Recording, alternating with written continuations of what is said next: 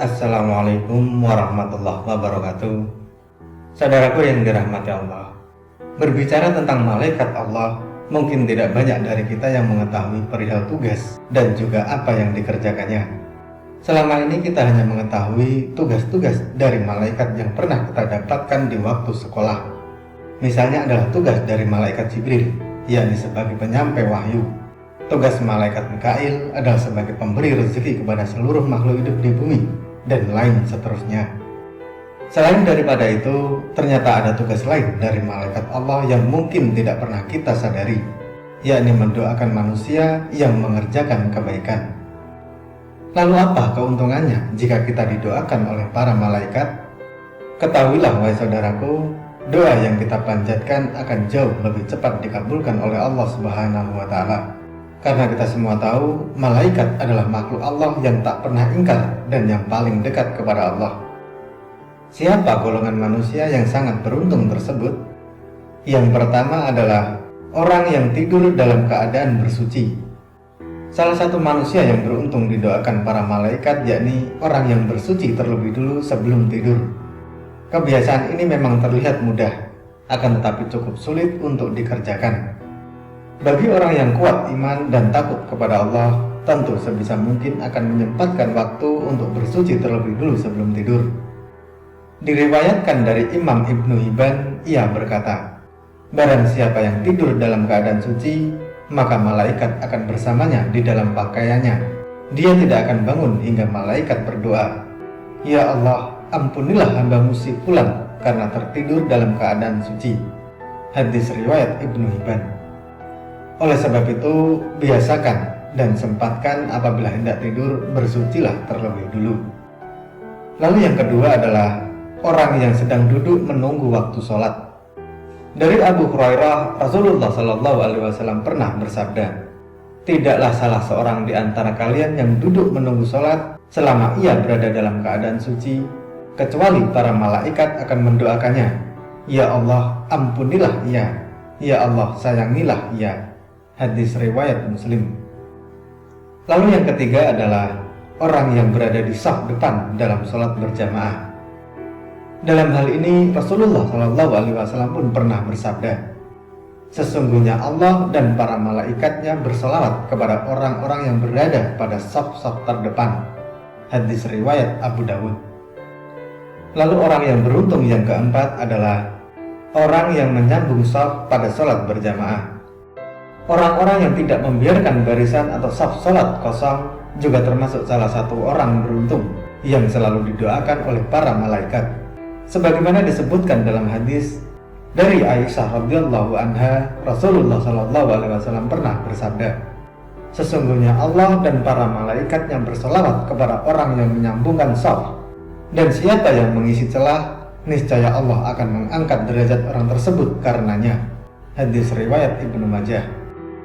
Lalu yang kelima adalah mengucapkan amin ketika imam selesai membaca Al-Fatihah.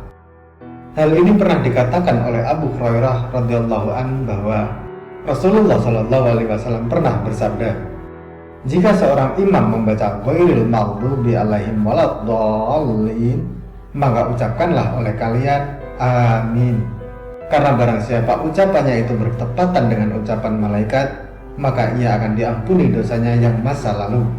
Hadis riwayat Bukhari. Lalu yang keenam adalah orang yang duduk di tempat sholatnya setelah selesai sholat. Mungkin ini yang sering kita lupakan saat selesai sholat, yakni langsung berpindah tempat untuk bersandar atau sekedar mencari tempat yang lebih luas. Padahal jika kita mengetahui tetap berada pada posisi di mana kita mengerjakan sholat merupakan salah satu hal yang membuat malaikat akan mendoakan kita. Dari Abu Hurairah, Rasulullah SAW pernah bersabda, para malaikat akan selalu bersolawat atau berdoa kepada salah satu di antara kalian selama ia ada di dalam tempat sholat di mana ia melakukan sholat, selama ia belum batal wudunya. Para malaikat berkata, ya Allah, ampunilah dan sayangilah ia. Hadis riwayat Ahmad. Oleh sebab itu, hindari sebisa mungkin langsung berpindah tempat setelah selesai sholat sebelum berzikir dan bermunajah kepada Allah. Lalu yang ketujuh adalah orang yang melakukan sholat subuh dan asar berjamaah. Dari Abu Hurairah radhiyallahu an, ia berkata, Rasulullah Shallallahu Alaihi Wasallam pernah bersabda, para malaikat berkumpul pada saat sholat subuh, lalu para malaikat yang menyertai hamba pada malam hari yang sudah bertugas malam hari hingga subuh naik ke langit, dan malaikat pada siang hari tetap tinggal. Kemudian mereka berkumpul lagi pada waktu sholat asar, dan malaikat yang ditugaskan pada siang hari hingga sholat asar naik ke langit, sedangkan malaikat yang bertugas pada malam hari tetap tinggal. Lalu Allah bertanya kepada mereka, bagaimana kalian meninggalkan hambaku? Mereka menjawab, kami datang sedangkan mereka sedang melakukan sholat, dan kami tinggalkan mereka sedangkan mereka sedang melakukan sholat. Maka ampunilah mereka pada hari kiamat. Hadis riwayat Ahmad. Lalu yang kedelapan adalah orang yang mendoakan saudaranya tanpa sepengetahuan yang didoakan. Rasulullah Shallallahu Alaihi Wasallam pernah bersabda, doa seorang muslim untuk saudaranya yang dilakukan tanpa sepengetahuan orang yang didoakan adalah doa yang akan dikabulkan. Pada kepalanya ada seorang malaikat yang menjadi wakil baginya. Setiap kali dia berdoa untuk saudaranya dengan sebuah kebaikan, maka malaikat tersebut berkata, amin, dan engkau pun mendapatkan apa yang ia dapatkan. Hadis riwayat Muslim.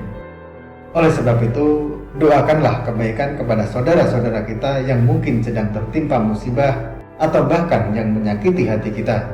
Insya Allah, kita akan didoakan para malaikat supaya diberikan kekuatan dan kelapangan dari Allah Subhanahu wa Ta'ala untuk kita. Lalu yang kesembilan adalah orang yang berinfak.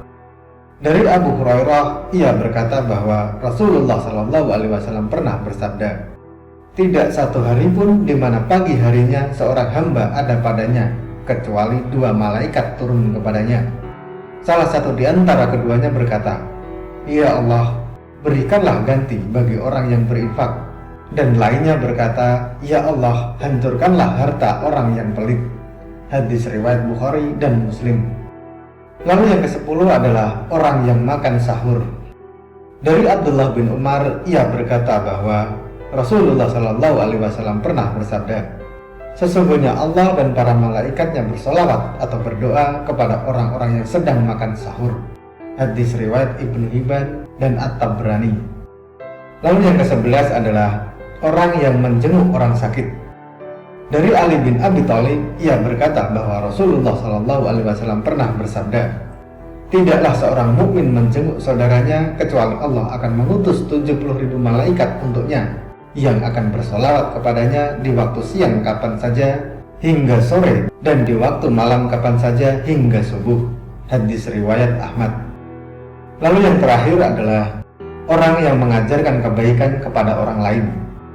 Dalam hal ini pun Rasulullah Shallallahu Alaihi Wasallam pernah bersabda, keutamaan seorang alim atas seorang ahli ibadah bagikan keutamaanku atas seorang yang paling rendah di antara kalian.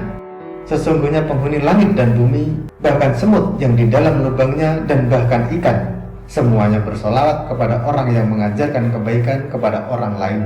Hadis riwayat Tirmidzi. Saudaraku yang dirahmati Allah, kita semua berharap semoga kita bisa menjadi salah satu hamba Allah yang selalu didoakan kebaikan oleh para malaikatnya. Amin, amin ya rabbal alamin. Wallahu a'lam bishawab. Semoga materi ini bermanfaat. Sampai ketemu pada materi selanjutnya. Dan wassalamualaikum warahmatullahi wabarakatuh.